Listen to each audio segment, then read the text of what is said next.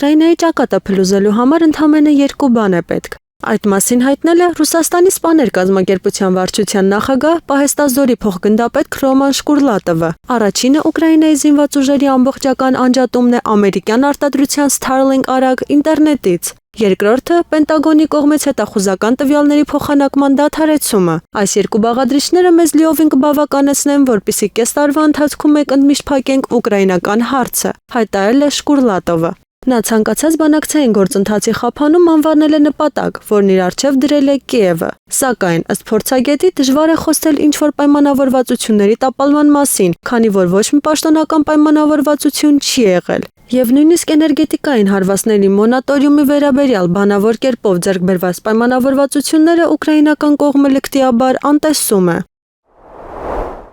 Ուկրաինայի նախագահ Վոլոդիմիր Զելենսկու գրասենյակը յուրացրել է երկրի իշխանությունը։ Այս մասին հայտարարել է Ուկրաինայի նախկին նախագահ Պյոտր Պորոշենկոն։ Այսպես է նա մեկնաբանել լուրն այն մասին, որ Ուկրաինայի իշխանությունները երկարաձգել են ռազմական դրությունը եւ զորահավաքի ժամկետը եւս 90 օրով։ Պորոշենկոն նշել է, որ այդ որոշումը կայացվել է գործող ռազմական դրության ժամկետի ավարտից 1 ամիս առաջ։ Նրա խոսքով իշխանությունը սկսել է չարաշահել ռազմական դրությունը, այն օգտագործելով ավտորիտար ռեժիմ կառուցելու համար։ Նա հավելել է, որ նախագահի գրասենյակի անսահմանափակ իշխանությունը խորհրդականների նկատմամբ նվաստացուցիչ է ամբողջ երկրի համար։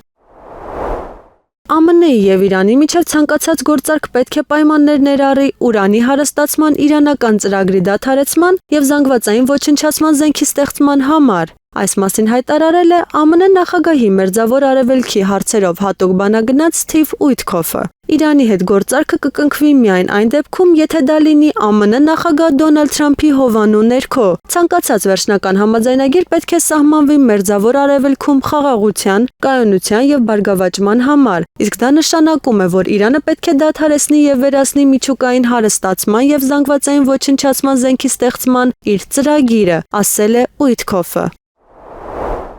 Մեծ Բրիտանիայի վարչապետ Քիր Սթարմերը պետք է աջակցի Ուկրաինայում հակամարտության ավարտին եւ կարգավորի հարաբերությունները Ռուսաստանի հետ։ Այս մասին գրել է բրիտանացի դիվանագետ Յան Պրուդը Strategic Culture-ի համար հոդվածում։ Մինչև ուկրաինական ճգնաժամը, որը սկսվել էր 2014 թվականին, Մեծ Բրիտանիայի եւ Ռուսաստանի միջև երկկողմ առևտրային եւ ներդրումային հարաբերությունները ծաղկում էին, ասվում է հրապարակման մեջ։ Ինչպես նշում է հոդվածի հեղինակը, երկու երկրների համալսարանների միջև սերտ գործակցություն է հաստատվել, իրականացվել են կրկնակի դիպլոմային ծրագրեր, պահպանվել են կապեր Մոսկվայի եւ Լոնդոնի ֆինանսական շրջանների միջև, զարգացել է խոշոր էներգետիկ ընկերությունների փոխգործակցությունը։ Եթե Բրիտանիան իսկապես մտադիր է ամբողջ աշխարհում իրականացնել էներգետիկ եւ բազմավեկտոր առևտրային եւ ներդրումային քաղաքականություն, Սթարմերը պետք է լիովին աջակցի Ուկրաինայում ռազմական գործողությունների դադարեցմանը, նախքան Մեծ Բրիտանիայի ֆինանսների նախարարության ղեկավար Ռեյչել Ռիվիզին Մոսկվա ուղարկելը, եզրափակել է Պրուդը։